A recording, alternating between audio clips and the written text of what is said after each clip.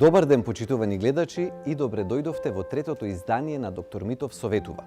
Емисија посветена на здравствената едукација и на промоцијата на јавното здравје. Денеска одбравме една мощна и сериозна тема. Темата за бензодиазепините, група лекови.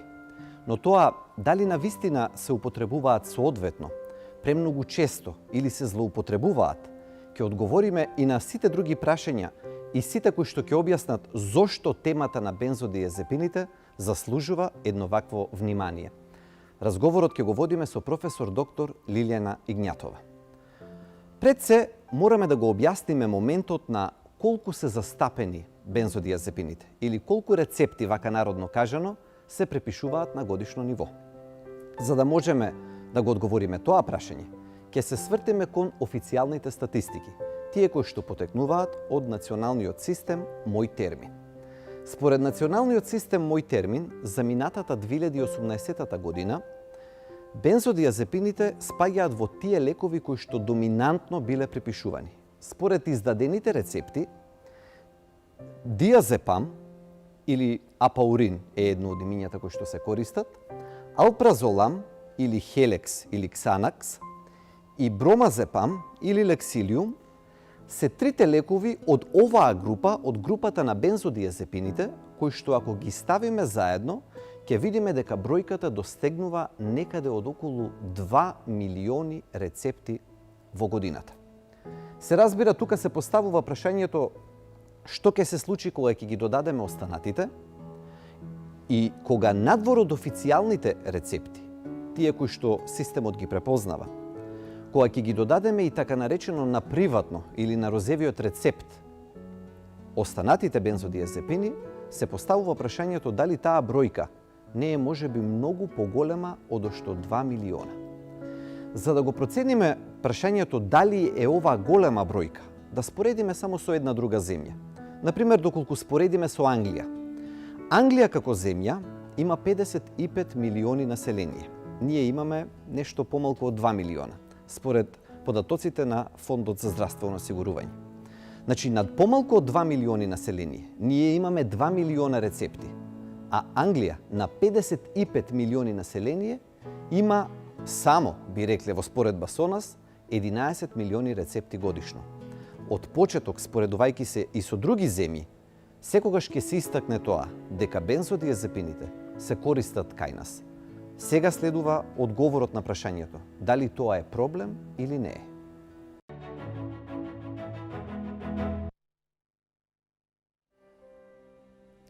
Како што најавивме, разговорот го водиме со професор доктор Лилјана Игњатова. Добре дојдовте. Добре ве најдов и ви благодарам за поканата. Ви благодарам што се одзвавте. Отвараме една мощна, интересна, но и важна тема. Бензодиазепините. Кои се тие лекови? Кога се даваат, кога не се даваат? Значи, бензодиазепините популарно меѓу народот се препознаваат како лекови за смирување или уште и како лекови за спиење. Така. А кај нас се регулирани така да се препишуваат на рецепти, значи не можат да се набават слободно од апотеките, иако во минатото имаше искуство на таква достапност директно од апотеките без рецепта. Мислам дека во последно време тоа е подобро регулирано на издавање со рецепти. А се издаваат за анксиозни состојби, односно народско кажано напнатост. Некогаш ги употребуваат луѓето кои се под стрес, кои се вознемирени или не можат да спијат. Имаат право да ги препишуваат матичните лекари, како и психијатрите, да ги препорачуваат психијатрите, но најчесто нашата популација се јавува кај матичните лекари и ги добива бензодиазепините како лек за смирување.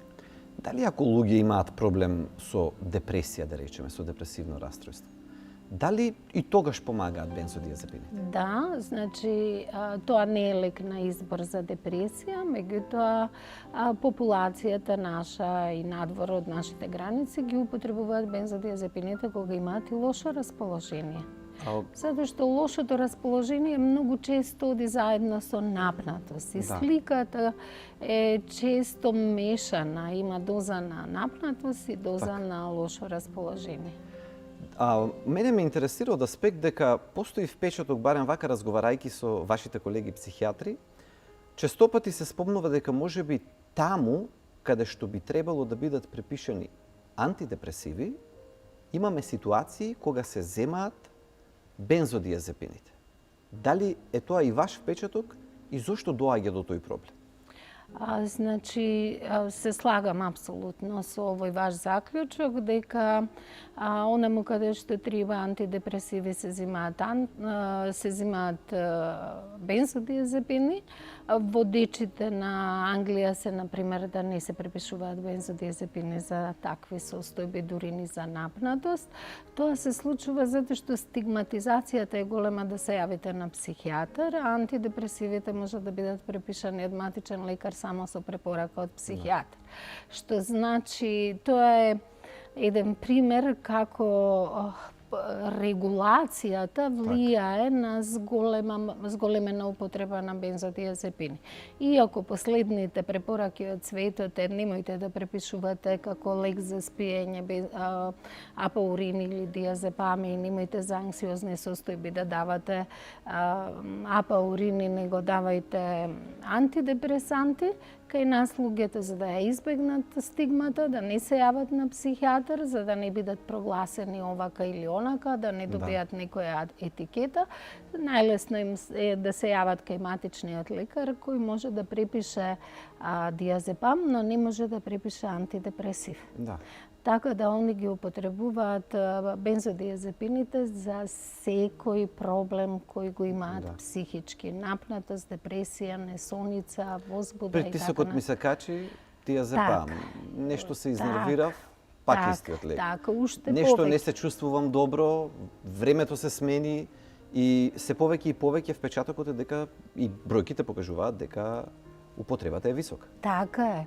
Значи ме болат нозете, ме болат мускулите, стегнати ми се мускулите, цел ден стојам на работа, па ми треба да ми се опуштат мускулите, а воедно се опуштан или целосно опуштање и на психички план, меѓутоа се адресира као мускулите, имам болка во грбот, имам болка во кичмата, ме боли кичмата, бензодиазепинот ќе ми ја отпушти контрактурата на мускулот која се јавува, така да се препишуваат бензодиазепините во многу повеќе, веројатно од ова све, главоболка, па земат бензодиазепин, болка, па земат бензодиазепин и така. Сега прашањето е, ако се согласуваме за фреквенцијата, и бројките го покажуваат, нели нема тука простори за да што човек да се согласи или не, бројките покажуваат голема употреба, голема употреба. Прашањето е, зошто е тоа проблем? Некој ќе каже, добро де, пијам диазепам, па што? Значи, зошто бензодиазепините сите всушност представуваат проблем ако се употребуваат подолг период или до што се може да доведат? Кој е проблематичниот дел околу нив? Зашто е проблем? Тие се ставени на есенцијалната листа како добри и корисни лекови кои се потребни и во одредени ситуации секако дека треба да се употребуваат и ако се употребуваат правилно и онаму каде што треба, имаме можност да влијаеме на помала појава на несаканите ефекти. Несаканите ефекти од употребата, еден од најзначајните можда несакани ефекти на употребата на бензодиазепините е зависноста. Одредена популација на луѓе се повулнерабилни, односно поранливи да развијат зависност отколку други. И некој од граѓаните кои го употребуваат може да рече, па што зборувате кога јас го употребувам 20 години и цело време употребувам само една таблета навечер, кога не можам да спијам и никогаш не сум употребувала повеќе од тоа и за каква зависност вие зборувате. Точно е, луѓето немаат, не се сите луѓе исти, нити пак имаат ист генетски материјал. Одредени луѓе, кога ќе употребат бензодиазепин, велат мене тоа не ми делува или лошо ми делува. И тие не се под ризик, затоа што не им се допаѓа ефектот. А луѓето ги повторуваат работите што им чинат добро или што им чинат да го избегнат лошото чувство. Значи, таа популација не е под ризик. Меѓутоа има популација каде што исто така има и кои ќе испијат, па немаат ни лошо, ни добро, рамнодушни се на употребата, немаат никаков ефект и тие не се под ризик. Има луѓе каде што им делува и има луѓе кои носат таков материјал во себе или имаат такви психички состојби кои допринесуваат да ја повторуваат употребата.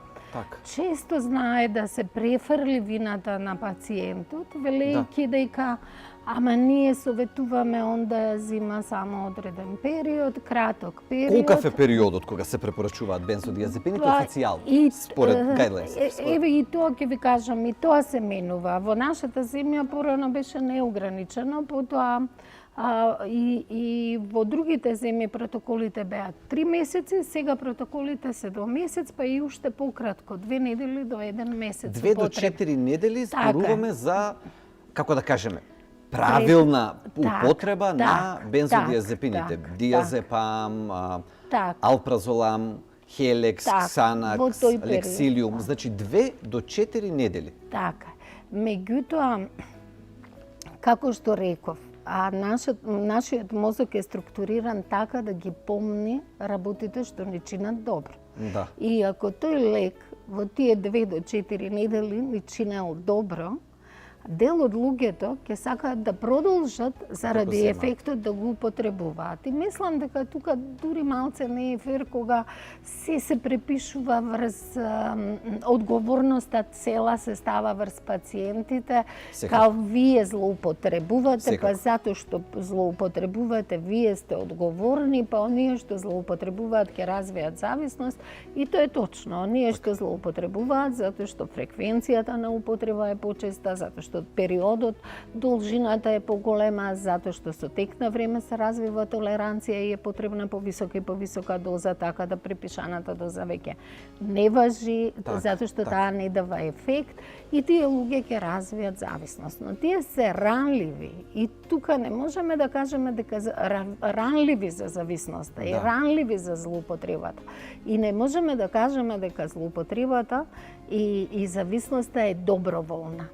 Тој си решил, сам си сакал, па си направил. Не е доброволно. Тука нема доброволност. Значи, ранливата популација се или луѓе кои имаат психички потешкоти од типот на анксиозност, депресивност, несоници, постојан стрес или надворешните фактори се такви што допринесуваат да тоа или тоа го носат во себе, или имаат генетика, значи во семејството имаат некој кој има зависност, родител кој пиел алкохол, мајка која земала супстанци, некој кој се коцкал и така натака, што значи кога се препишува и како треба темелно да се земе на место. Треба да се внимава на моментот и на кого се дава. Така е. Да ве прашам сега, на примерот, и кај нас, вака кога зборуваме со луѓе, мислам дека има како два вида на пофреквентна употреба. Ајде, по-кратката употреба ја знаеме, таа е меѓу 2 и 4 недели и тоа е тоа. Правилната. Но има и така наречена, како да речем, рекреативна употреба, кога пациенти од време на време се зимаат хелекс или диазепам или некој од овие или лексилиум, што ги спомнавме лековите, но има и такви кои што навлегуваат во делот веќе на зависност. Како пациент ќе знае дали е зависен од лекот или не? И кој од овие лекови вака најбрзо создава, под наводници да речеме, е најризичен, најбрзо создава зависност? И како пациент ќе знае дека станал веќе зависен? Значи, како ќе знае? Одеднаш лекот кој го примал и му, условно кажано, завршувал работа за симптомот што го имал, за несоницата, за стресот, го опуштал, станува неефикасен. И потребно е се поголема и поголема доза од лекот. Тоа е веќе толеранција. Значи се зголемува дозата на лекот за да предизвикаш, за да постигнеш ист ефект. Тоа е првото нешто. Тоа е еден од знаците, но не е сам за себе доволен за да речеме дека е диагнозата зависност. После тоа се јавува копнеш, значи психичка криза на наш јазик преведено или craving во англискиот јазик, што значи дека има копнеш за да се земе субстанцата, односно да се земе бензодиазепинот. Може ли тоа да го објасниме како терминологија? Што е Се вознемирувам ако што е копнеш? Дали се вознемирувам? Срце ми чука? Неодолива желба да се земе нешто, како што има копнеш за цигарета, копнеш за храната. Значи, копнеш, јас кога разговарам со некој од моите клиенти, објаснувам некојаш и на лични примери, па велам, кога ќе ми замириса на кебапчиња и кога ќе ми текне, јас не можам да одолеам, иако сметам дека не треба да јадам за одредени здравствени причини или линија. Значи, копнеш е кога имате неодолива желба. Дефиницијата е неодолива. Значи, не може да се одолее. И никогаш не е фер кога бараме одолеј од пациентот без никаква помош да му дадеме, дека тоа е само во негови раце. Допревме малку тема, ќе се вратиме пак, ама тоа е, не знам колку е корисен тој совет кога им се дава на тој тип на пациенти, а честопати по Facebook е толку проширено, избори се сам, надмини го тоа, победи го. Ако сакаш можеш, све е до тебе, тоа е до карактерот. Тој тип на пациенти. Ајде сега, ако зборуваме, например, сега, не знам, има замастен црн дроб, па треба да намали малку употреба, да речеме, на сирење, на заситени масти, тоа е во рамките на можноста на пациентот. Да не ги или ако треба, например, да пешачи малку повеќе. И тоа би рекол дека е во доменот на неговата волја.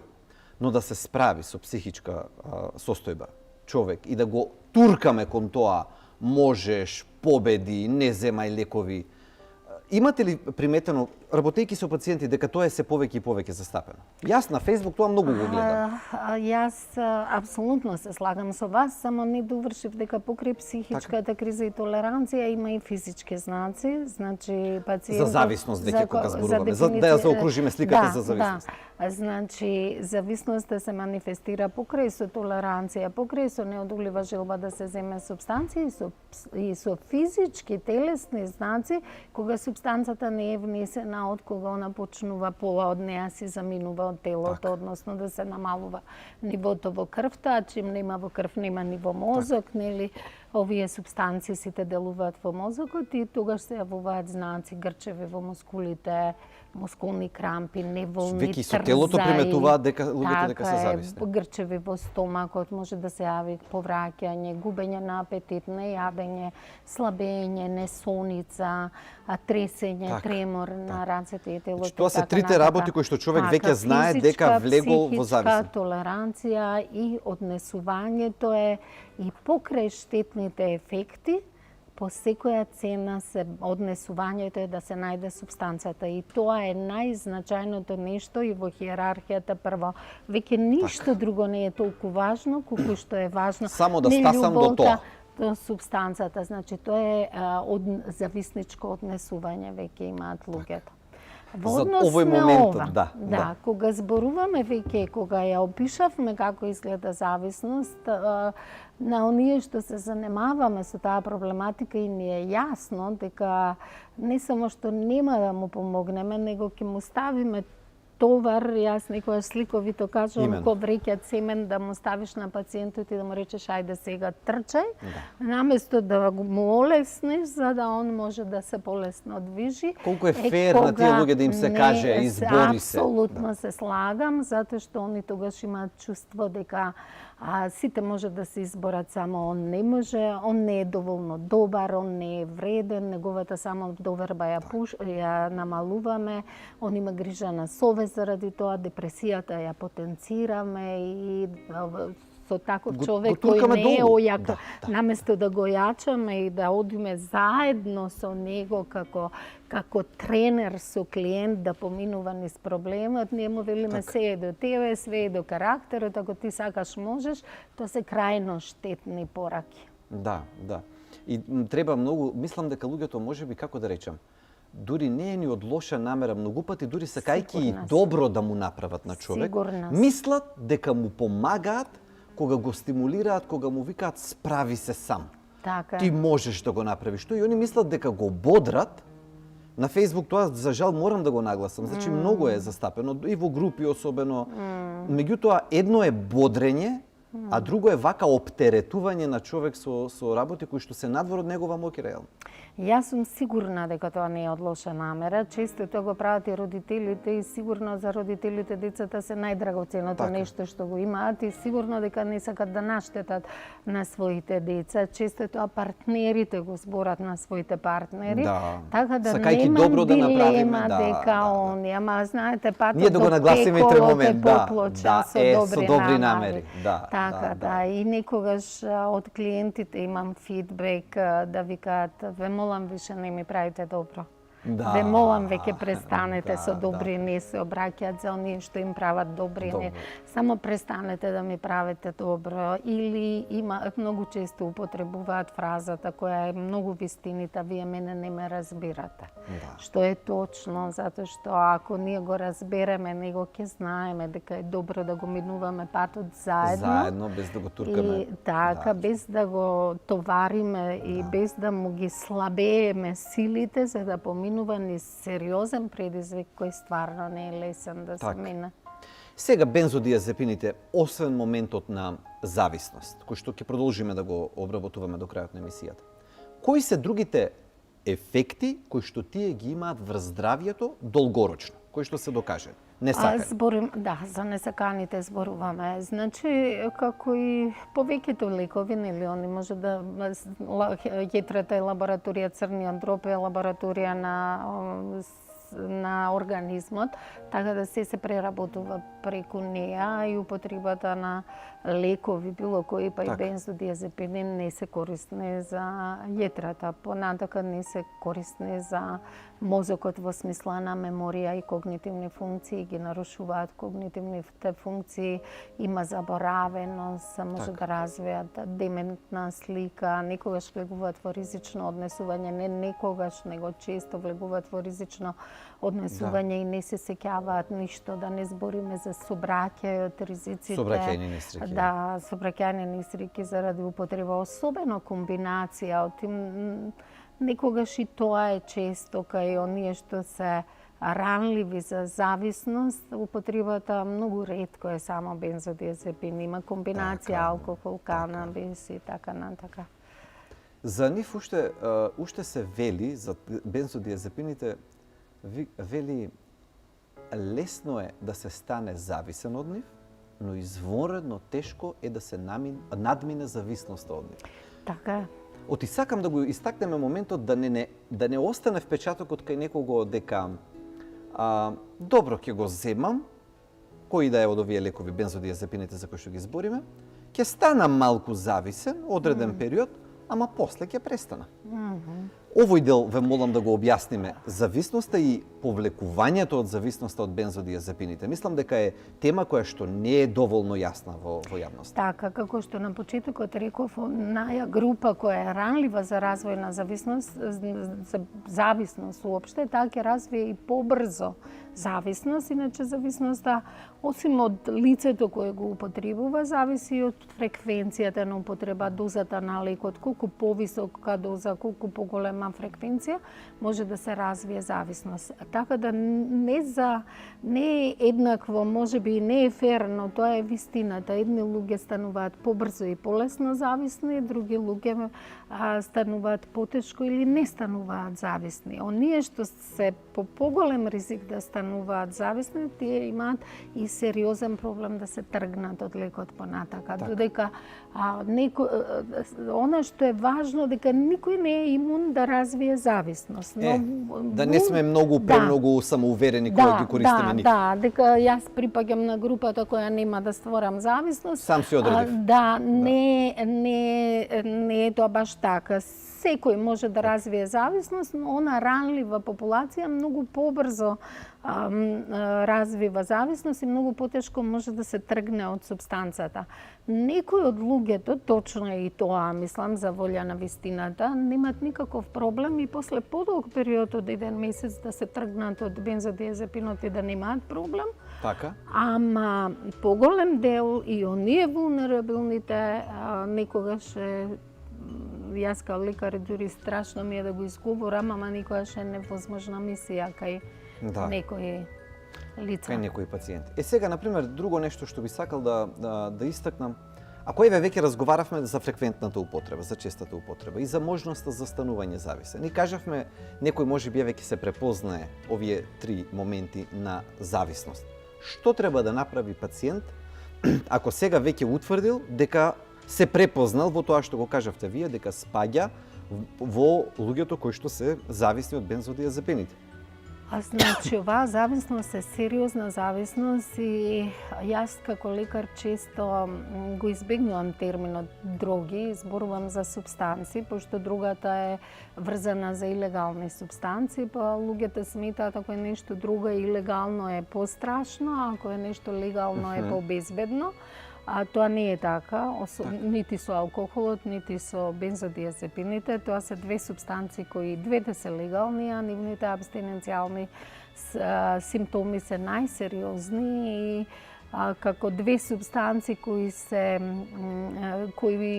во абстиненцијална криза може да се животно загрозувачки абстиненцијални кризи, тоа се тие две субстанци, баш легалните. Баш бензодиазепините и алкохолот. Меѓутоа темата сега е за бензодиазепините. Бензодиазепините тешко може лице да ја решава кризата сам.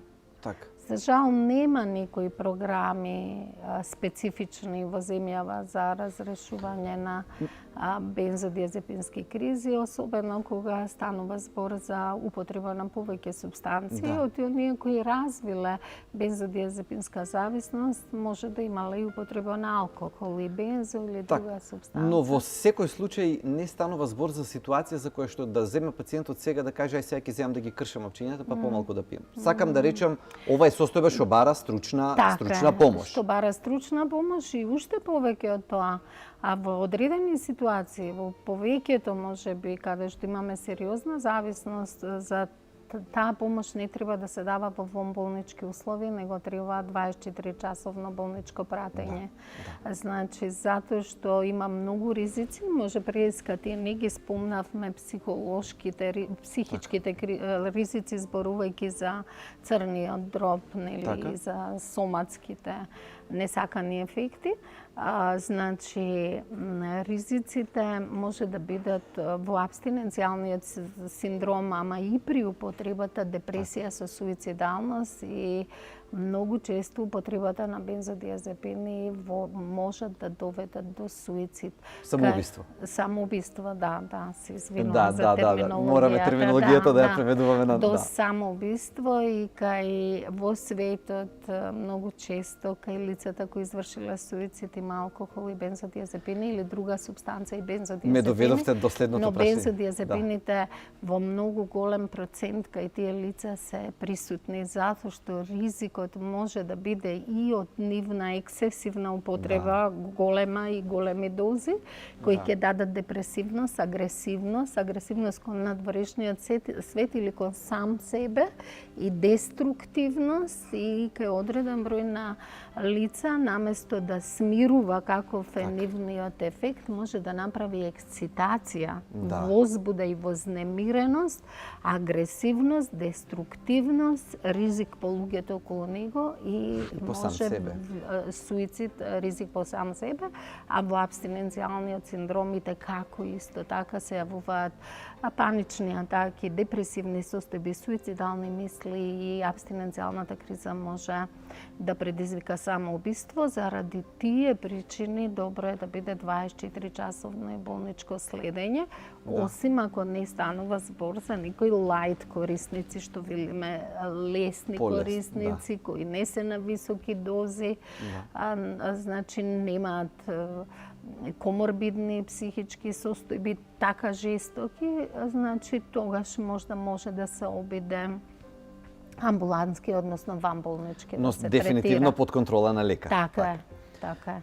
Тоа што го спомнавте и вие пред малку, толку многу познати личности во светот, Мајкл Джексон, Уитни Хјустон, Сите кои што ги Елизабет Тейлор. да, сите кои што направија, нели, самоубиства во изминатиот период, крвната анализа подоцна излегува и вели кај сите нив беа најдени бензодиазепини. Така. Има ли некоја комбинација на бензодиазепините со други лекови или со алкохол, која што е особено опасна? Значи, кај вулнерабилната, кај ранливата група, односно кај зависниците, и во свет, и кај нас имавме сериозна појава на употреба на опијатни дроги во време на како да речам, епидемијата на опијати со бензодиазепини. Така. Значи, немавме проблем со хероинот кој е илегална дрога, затоа што лекот кој се дава, метадон или бупренорафин, го решаваше хероинот и го блокираше ефектот на хероинот, така да ако се земе хероин, блокиран е ефектот, нема да се почувствува. Меѓутоа, ако дозгора врз твојот лек ставиш бензодиазепин, го добиваш ефектот на дрогираност, да речам, или хај, или седација, оној кој се бара од клиентот. Никогаш да се постигне, заради тоа немавме никаков проблем, хероинот многу брзо беше заборавен, меѓутоа бензодиазепините влегоа во употреба и кај таа популација и во свет, и во Европа, и во Америка имаме сериозен предизвик со кој тешко се справуваме кај тие клиенти да го напуштат и да се откажат од употребата на бензодиазепин, и тоа се тие што пред малку ги спомнав, некогаш е и невозможно, а Оти нема замена, нели, за бензодиазепините? Нема субститут, така. Да, и така. тоа нивната зависност дополнително и додава една тешка нова димензија. Кај сите зависности, рецидивите, односно повторно употребата на субстанца е многу присутна, и то не само кај сите зависности, кај сите хронични болести. Кај астмата, ако го прекинете лекот, астмата ќе се врати. Ако ги прекинете антихипертензивите, хипертензијата ќе се врати. Так. Значи, ако го прекинете инсулинот, диабетот ќе се врати. Така и овде, ако го прекинете лекот, она што е заменителна терапија, ако постои, болеста ќе се врати во 90% од случаите за некои субстанци, за некои 50% од случаите, што е оптимистичен процент, можам да речам. Меѓутоа, никогаш не е ни прашање дали, него кога ќе се случи рецидивот, и ако се случи рецидивот, не треба да се обесхрабрува пациентот, него треба трката и кругот да го вртите многу пати, веројатно. Овие теми, особено за зависностите кога збориме, дефинитивно зборувајќи за бензодиазепините ги допираме. Сега можеби ќе им се види малку како да речеме чудно на гледачите, од кај почнавме, кај стасавме. Почнавме од еден диазепам, навидум едноставен, навидум секој го употребува, нема проблем, меѓутоа еве се одмотува клопчето и се презентира големата слика на опасноста на бензодиазепините. И како долгорочни последици по здравјето, како што ги кажавте, но и зависностите. Но во решавањето на овие ситуации, нели, не пристапуваме со покажување со прст. Ниту кон пациентите или клиентите, како што ги именувате вие, ниту кон матичните лекари, ниту кон специјалистите психијатри.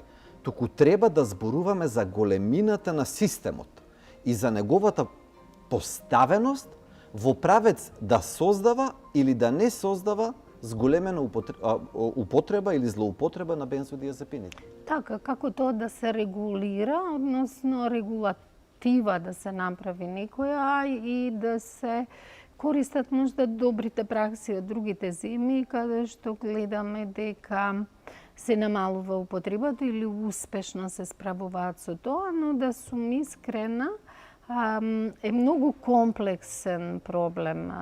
Уопште зависноста од сите субстанции од бензодиазепините бара многу инвестиција и во човечки ресурси, и во програми, и во едуциран кадар за Еве уште едно начин на листата на работи што треба да се направи во нашиот здравствен систем. За да се адресираат проблемите, за да се препознаат. И јас како разговарам често со моите клиенти, најпрво правам психоедукација, Така. И проверувам до кај се со проблемот на употреба на бензо, дали можеби имаме злоупотреба, употреба или имаме веќе зависност. И доколку немаме зависност, најотворено им кажувам, ова е период кога можем да ти помогнам и ти можеш да си помогнеш. Така. Меѓутоа, ако ова отиде во зависност, верувај ми, ќе биде многу тешко. Она што е важно, јас искуствено што сум го заклучила, е дека затоа што тешко се справува, многу тешко се справува со бензодиазепинската криза и со постигнување на абстиненција, многу е важно да се превенира. Значи, сите мерки треба да бидат во правец на превенција, кој препишува, како се регулатива. препишува. Да. Значи, не може така лесно да се препише бензодиазепин пред да се земе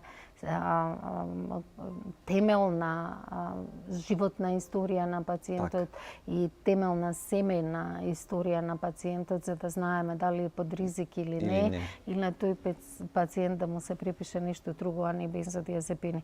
Но и алтернативите, давање на алатките во рацете на матичните лекари. Така е, матичните лекари да имат можност да препишат нешто друго, а не да го имаат само да го имаат бензодиазепинот кој е инстант решение. Така. Многу често пациентите одат кај лекарот затоа што сакаат брзо решение. Така. А лекарот исто така сака брзо решение. Ми се случувало мене пациентот да ми рече најдов супер лекар, јас толку време со вас разговарам, а он одма ми го реши проблемот и јас спијам. Јас секогаш знаејќи, гледајќи ги последиците од тоа, многу повеќе веројатно него другите лекари, затоа што со таа проблематика се занимавам, јас многу често користам хигиено-диететски мерки, советување. Никогаш не почнувам со хемија, условно кажано. Значи, го распрашам пациентот што зима, кога зима, каков е неговиот живот, па за, например, за несолница, советувам да не пие кафе после 5 часот, да нема ексесивни вежби, физичка активност после 5 часот, него му велам пред тоа, навечер да не јаде тешка масна храна, заради која солена зачинета, па ќе пие вода, па ќе станува за да мокри, па да пуши цигара во собата, никотинот е апер, тој не буди, стимуланс е. Пуши цела вечер во соба и вели не можам да спијам. И кога се тоа заедно ќе се спроведе, јасно му кажувам, физичка активност, храна, значи хигиена со храната, хигиена со кафето, со таблети кои прават будност ако се препишани да не ги пие навечер, него преку ден. Топол туш пред спиење, масажа пред спиење. Не да се фаќаме веднаш за многу се трудам околу тоа, гледајќи ги последиците. Да. Сега знаете како, нели, не го бараме виновникот, меѓутоа гледаме дека па и секој има што да направи во системот. И не е само регулативата, ќе се постави регулативата, но и сите ние останати чинители имаме свој дел. Пациентите, ако веќе не се зависни, не го зборувам тоа, но да не инсистираат на тие лекови, да не ги бараат, доаѓам прецизно, препишете ми сега диазепам или хелекс или било кој. Оти така се создава тој круг, да речеме, ако има побарувачка. Тогаш матичниот лекар, без да ги бранам колегите, меѓутоа е ставен во една ситуација кога повеќе е веројатно дека ќе препише одошто не. Токму заради овие притисоци за кои што зборувам. Настрана за луѓето за кои што веќе имаат зависност. Нели, тој момент целосно го разбираме. Но и давањето на алатките во рацете на колегите матични лекари, да имаат и друга, не само бензодиазепинската терапија за соодветните состојби, но можеби и психоедукација на населението дека одењето на психијатар, уште збориме на таа тема, 2019 година, дека не е проблем. Напротив, дека се решаваат проблеми кај психијатрите, а не е проблем самото одење кај психијатар. Психоедукацијата како е важна, стигмата е сериозен проблем уште и во нашата не уште, него е убаво присутна. Силно присутна, да. Во нашата земја но не можам да кажам дека на друго место ја нема. Не е уопште различно во многу земји. Стигмата со психијатар и со зависност, иако има некои земји каде што психијатарот е престиж, можеш да го имаш. Например, Швајцарија е земја каде во основниот пакет е психијатарот. Значи, во пакетот на осигурувањето здравствено, како кај нашто има матичен лекар, матичен гинеколог, матичен стоматолог, има Така има матичен и психијатар. психијатар. Да. И тогаш граѓаните го гледаат како можност. Ова мене ми е платено, па можам да го искористам, па затоа ќе го И е искористам. доближено повеќе до нив, сведено зато- на ниво на матичен така, психијатар. И то уопште не е лош модел, затоа што таму нема стигма. Оти сите велат, аха, ова сум го платил, па знаете, па ќе менталитетот го е употребам. зашто да не го употребам. Да, И да. таму сега вака може да звучи малце карикирано, но има многу повише психијатриски ординации него пилјари велат во во земјата. Што ме на ниво на матичен матичен да, психијатар, да, значи тоа се добри пракси кои можат да повлијаат на намалување на стигмата, психоедукација и на колегите. И на колегите, и на општата јавност. И едукација секако на матичните лекари за да се справуваат, затоа што вие велите јас не дека ги бранам, јас баш сакам да ги бранам матичните лекари, затоа што они се многу често истурени и На се фронтот во се, на немили фронтот, ситуации, така е. каде Да. што регулативата вели не препишува, а ние имаме произведени зависници кои им треба 5 кутивчиња, И што да 6 направат или сега?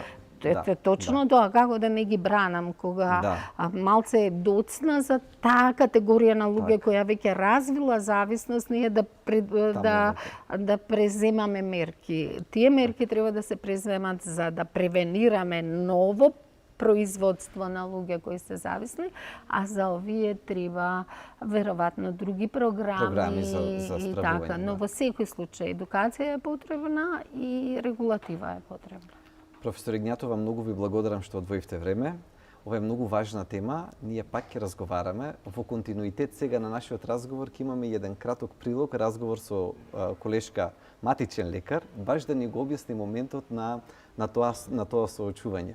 Многу ви благодарам уште еднаш и ќе ни бидете драг гост и во следна прилика. Ви благодарам и на вас што ме поканивте и што отворивте оваа тема Ви благодарам. во јавноста. Ви благодарам. Еве не во ординацијата на доктор Софија Крстева, матичен лекар, за да го поставиме прашањето. Колку пациентите доаѓаат со барање за препишување на бензодиазепини? Здраво, јас сум доктор Софија Крстева, матичен лекар. Јас практикувам во мојата ординација да ја применувам персонализираната медицина, интегративната медицина во лекување на моите пациенти. Што тоа значи? Тоа значи дека ист лек може да причини различни ефекти кај различни пациенти. Значи, кај некој пациент може да го постигне терапевскиот ефект што го сакаме, за да помогнеме во лекувањето на болеста, меѓутоа кај други пациенти може да причини и несакани ефекти. Значи, тоа зависи... ако било од комшиката... Тоа ако било од комшиката, значи ако комшиката кажала дека не зи помогнало за кичмата, за главата или за ногата, не значи дека ќе помогне и кај истото дејство и кај другиот пациент. Сега, многу е важно да ја познаваме и фармакокинетиката и фармакодинамиката на лекот. Да. Значи како действува, на кое ниво действува, како се дистрибуира во организмот. Значи тука ни е најважен генетскиот полиморфизам. Значи секој човек има различни гени. Да ве прашам, дали имаат представа пациентите за што треба да се земаат бензодиазепините? Дали се едуцирани за какви состојби тие вистински помагаат? Пациентите имаат пристап, значи до интернет, до Google и најчесто гуглаат, значи се интересираат за и повозрастните имаат, значи пристап до интернет. Јас имам пациентки Facebook имаат, они ако имаат 65 години има пациентката Facebook. Да. И значи комуникација се воспоставува, комуникација меѓу нив. Значи гуглаат на интернет, бараат информации за лекот. Но дали тоа значи добра информираност? Најдобро е да се информираат кај својот матичен лекар. Затоа што имаат соодветна болест или специфична некоја здравствена состојба која што изискува, односно има налага потреба од специфично лекување, да речем. Постојат ли алтернативи? Дали може да се даде нешто друго наместо бензодиазепин, а да помогне за таа ситуација за која што зборуваме кај конкретниот пациент? Бензодиазепините имаат најголем ефект во лекувањето, значи на анксиозните распрества, анксиозните состојби. И најчесто ги мешаат бензодиазепините со антидепресивите. Значи, депресијата е посебна расстройство, посебна здравствена состојба, анксиозноста е посебна здравствена состојба. Значи, има различен пристап на лекување. Да. Сега секогаш постојат алтернативи, најчесто бензодиазепините ги применуваат за вовед во сон. Значи, затоа што има и хипнотично дејство.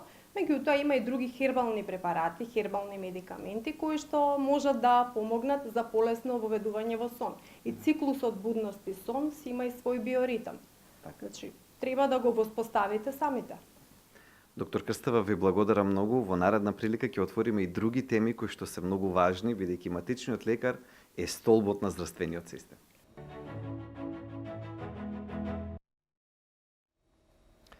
Верувам дека најголем дел од вас на почетокот на емисијата зборот бензодиазепини можеби и не го препознаа или не им значеше многу.